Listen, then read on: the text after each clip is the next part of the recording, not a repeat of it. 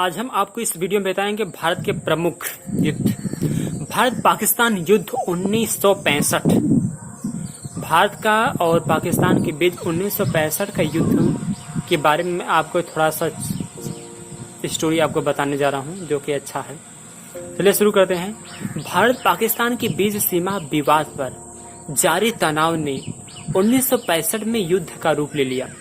भारतीय फौजों ने पश्चिमी पाकिस्तान पर लाहौर का लक्ष्य कर हमले के लिए तत्कालीन रक्षा मंत्री यशवंतराव चौहान ने कहा कि पाकिस्तानी सेना के हमले के जवाब में कार्रवाई की गई। पाकिस्तानी सेना ने भारतीय राज्य पंजाब पर हवाई हमले किए। तत्कालीन पाकिस्तानी राष्ट्रपति जनरल अयूब खान ने भारत के खिलाफ पूर्ण युद्ध की घोषणा कर दी। 3 हफ्तों तक चली भीषण लड़ाई के बाद दोनों देश संयुक्त राष्ट्र प्रायोजित युद्ध विराम पर सहमत हो गए। भारतीय प्रधानमंत्री लाल बहादुर शास्त्री और अयूब खान के बीच ताशकंद में बैठक हुई, जिसमें एक घोषणा पत्र पर दोनों ने दस्तखत किए। इसके तहत दोनों नेताओं ने सारे द्विपक्षीय मसले शांतिपूर्ण तरीके से हल करने का संकल्प लिया। दोनों नेता अपनी अपनी सेना को अगस्त 1965 के पहले की सीमा पर वापस बुलाने पर सहमत हो गए। लाल बहादुर शास्त्री की ताकसंत समझौते के एक दिन बाद ही रहस्यमय परिस्थितियों में मौत हो गई। Operation Gibraltar mission. जानकार कहते हैं कि युद्ध भारत ने नहीं छोड़ा। युद्ध के लिए भारत को पाकिस्तान उकसाया। पाकिस्तान के पूर्व राष्ट्रपति सुरक्षा सलाहकार महमूद अली दुरानी भी स्वीकार करते हैं कि पाकिस्तान ने भारत को युद्ध के लिए उकसाया। मार्च के महीने में ही पाकिस्तान ने सीमा पर छोटी मोटी घुसपैठी और गोलीबारी करनी शुरू कर दी थी। तब ब्रिटेन की मध्यस्थता पर मामला सुलझा गया था, लेकिन पाकिस्तान के इरादे कुछ और ही थे। पाकिस्तान कश्मीर की जनता को अपने घुसपैठियों की मदद से भड़काकर भारत के खिलाफ विद्रोह करवाना चाहता था। उसने इस मिशन का नाम रखा ऑपरेशन जिब्राल्टर मिशन। 5 अगस्त को पाकिस्तान ने भारत के खिलाफ आधिकारिक तौर पर युद्ध छेड़ दिया। पाकिस्तान के 80 से 40 हजार सैनिक भारत की सीमा में घुस गए। पाकिस्तान को उम्मीद थी कि भारत को कश्मीर में घुसपैठियों से मुकाबला करने में उलझा कर वो कश्मीरियों को भ्रमित कर सकेगा। इस दौरान कश्मीरी जनता भी भारतीय सेना के खिलाफ विद्रोह कर देगी और कश्मीर का भारतीय हिस्सा ही पाकिस्तान के हाथ में आ जाएगा। भारत चीन से युद्ध हारने के बाद इस हालत में नहीं था कि फिर से एक युद्ध छिड़ सके। इसी बीच का फायदा पाकिस्तान ने उठाया। उसी दिन भारतीय सरकार को पाकिस्तानी सेना के कश्मीर में घुसने की खबर मिली। कश्मीर बचाने के जुगत में भारतीय सेना ने भी जवाबी कार्रवाई करते हुए अंतर्राष्ट्रीय नियंत्रण रेखा पार करके घुसपैठियों पर हमला बोल दिया। एक तरफ पाकिस्तान के घुसपैठियों कश्मीर के रास्ते अंदर घुसते जा रहे थे, तो दूसरी तरफ भारतीय सेना पाकिस्तानी सैनिकों पर हमला कर रही थी। शुरुआत में भारतीय सेना को सफलता मिल गई। उसने 3 पहाड़ों इलाकों में पाकिस्तानी घुसपैठियों को कब्जे में आजाद करा लिया। ग्रेट स्लैम अभियान। 1 हफ्ते के भीतर ही पाक ने टीथवाल, उड़ी और पूंछ के कुछ महत्वपूर्ण इलाकों में कब्जा कर लिया।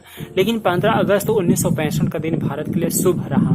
15 अगस्त को पाक में घुसी भारतीय सेना को अतिरिक्त टुकड़ियों का समर्थन मिल गया और भारत ने पाकिस्तानियों की कब्जे वाले कश्मीर में 8 किलोमीटर अंदर घुसकर हाजी पीर दर्रे पर अपना झंडा लहरा दिया। एक समय पाकिस्तान को लगने लगा कि प्रमुख शहर मुजफ्फराबाद भी भारत के हाथों में चला जाएगा। भारतीय सेना का मनोबल तोड़ने के लिए पाकिस्तान ने ग्रैंड स्लैम अभियान चलाया और कश्मीर के अखनूर और जम्मू पर हमला बोल दिया।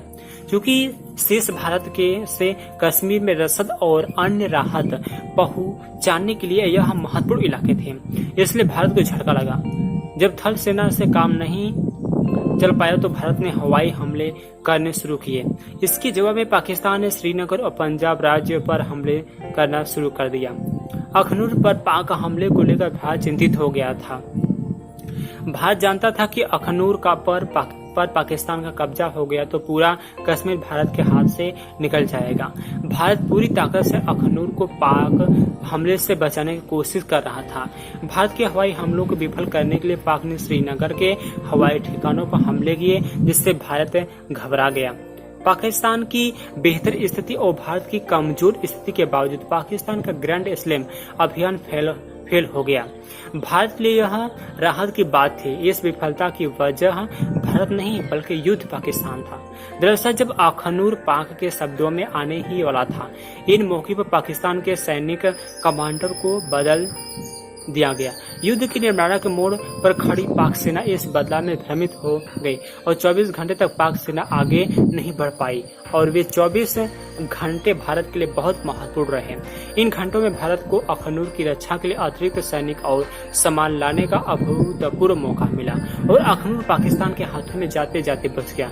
कहा जाता है कि खुद भारतीय सैन्य कमांडर भी हैरान हो गए कि जीत के मुहाने पर आकर पाकिस्तान हार की वजह से क्यों पैदा कर रहा है।